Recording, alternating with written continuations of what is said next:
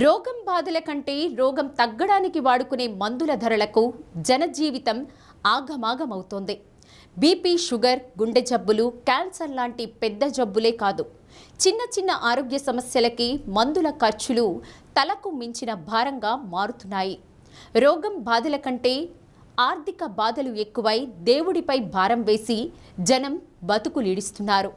రోగాలు వచ్చిన వారి పరిస్థితి ఇలా ఉంటే మందులమ్మే దుకాణదారులకు మాత్రం ఈ అమ్మకాలతో విపరీతమైన లాభాలు సంపాదిస్తున్నారు. మన దేశంలో చిన్న చిన్న మాత్రల నుంచి ఖరీదైన మందుల ధరలపై ఎవరికీ నియంత్రణ లేకుండా పోతుందని పార్లమెంటరీ స్థాయి సంఘం 2025 చివరిలో నివేదిక సమర్పిస్తూ ఆందోళన వ్యక్తం చేసింది. ఫార్మాస్యూటికల్ రంగంలో ధరల పెరుగుదల సామాన్యులపై తీవ్ర ప్రభావం అనే అంశంపై పార్లమెంటరీ స్థాయి సంఘం తాజాగా చేసిన సమీక్షలో విస్తుపోయే వాస్తవాలు వెల్లడయ్యాయి.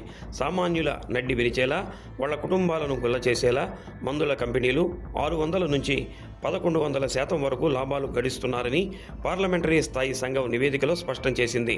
మందుల ధరలను నియంత్రించే నేషనల్ ఫార్మాస్యూటికల్ ప్రైసింగ్ అథారిటీ రోగులపై భారాన్ని తగ్గించాలని ప్రత్యామ్నాయంగా జనరిక్ ఔషధాల వాడకాన్ని సిఫార్సు చేసింది. ప్రధానమంత్రి భారతీయ జన ఔషధ పరియోజన కింద తక్కువ ధరకు మందులు అందించాలనే లక్ష్యంతో ప్రభుత్వం ఈ పథకం ప్రారంభించింది.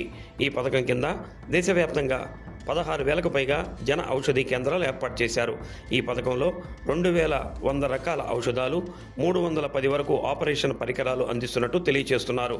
గడిచిన 10 ఏళ్లలో జన ఔషధి కేంద్రాల ద్వారా మందులు కొనుగోలు చేసిన ప్రజలు సుమారు 38,000 కోట్ల ఆదా చేసినట్లు నివేదిక సూచిస్తుంది.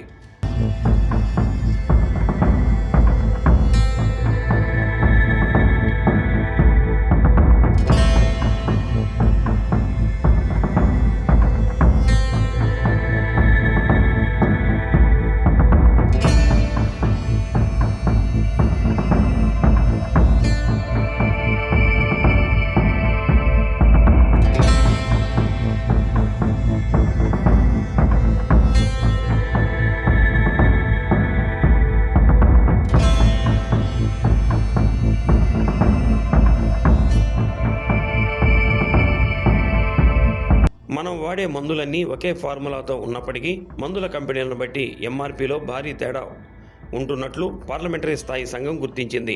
మందుల ధరలను నియంత్రించాల్సిన నేషనల్ ఫార్మాస్యూటికల్ ప్రైసింగ్ అథారిటీ ఒకే ఫార్ములాతో ఉన్న మందుల ధరల తేడాకు కారణాలు ఏమిటి, వాటిని ఎలా నియంత్రించాలి అని కూడా చెప్పలేకపోతుందని వాపోయింది. కంపెనీలు ఉత్పత్తి చేసే మందులలో షెడ్యూల్డ్, నాన్ షెడ్యూల్డ్ అనే రకాలు ఉంటాయి. వైద్యులు మాత్రమే సిఫారసు చేసేవి షెడ్యూల్డ్ మందులు కాగా, ఇక జలుబు, దగ్గు, నొప్పి లాంటివి ఎవరైనా దుకాణాల్లో నేరుగా కొనుగోలు చేస్తారు. వీటిని నాన్ షెడ్యూల్డ్ మందులుగా పిలుస్తారు. మెడికల్ షాపులు విచ్చలవిడిగా అమ్మే నాన్ షెడ్యూల్ మందులపై అసలు నియంత్రణే లేదని ఈ నివేదిక స్పష్టం చేసింది. ఎసిడిటీ, దగ్గు, యాంటీ ఎలర్జీ, బీపీ, షుగర్ లాంటి వాటి కోసం ఉపయోగించే మందులను భారీ తేడాతో అమ్ముతున్నారు.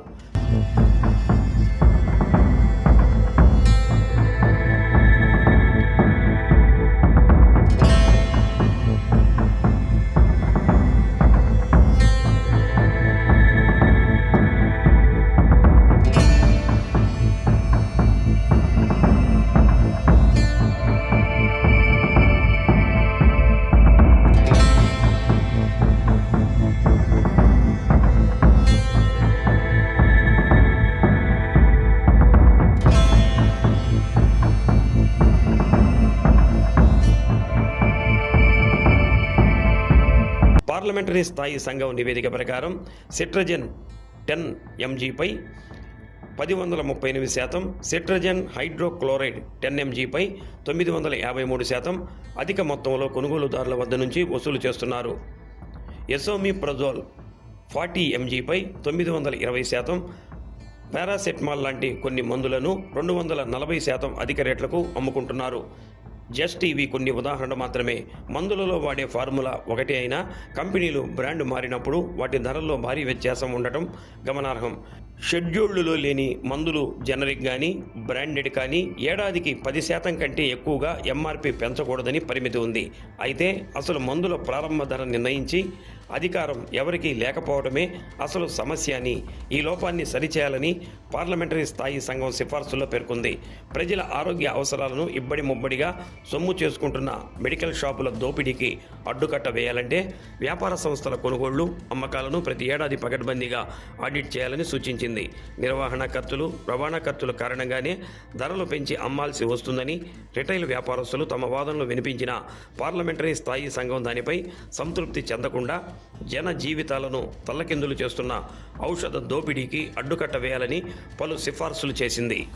మందుల ధరలను నియంత్రించాల్సిన నేషనల్ ఫార్మాస్యూటికల్ ప్రైసింగ్ అథారిటీని పార్లమెంటరీ స్థాయి సంఘం ప్రశ్నిస్తే చేతులెత్తేసిన ఎన్పీపీఏ మందుల ప్రారంభ ధర నిర్ణయించే అధికారం ఎవరికీ లేకపోవడమే అసలు సమస్య అని చెప్పి తాజాగా వచ్చే నెల 1వ తేదీ నుంచి పెయిన్ కిల్లర్స్, యాంటీబయాటిక్స్, జ్వరాలను తగ్గించే మందులతో సహా సుమారు 1000కి పైగా జీవన రక్షక ఔషధాల ధరల పెంపుకు మాత్రం ఆమోదం తెలపడం గమనార్హం.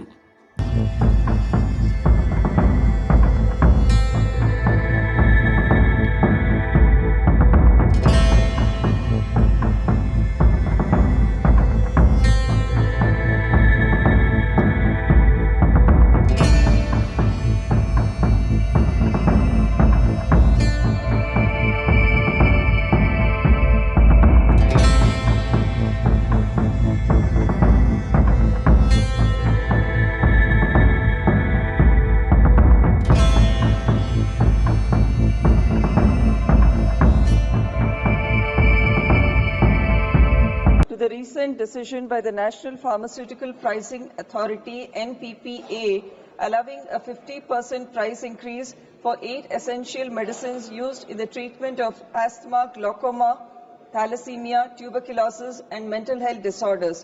This decision will significantly raise the cost of 11 formulations of life-saving drugs impacting millions of patients across the country, particularly those from economically weaker sections. While it is important to ensure the viability of pharmaceutical manufacturing, the government must also consider the affordability of essential medicines for common citizens.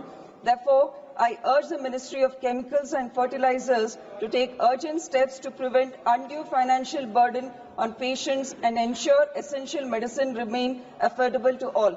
Thank you, Madam.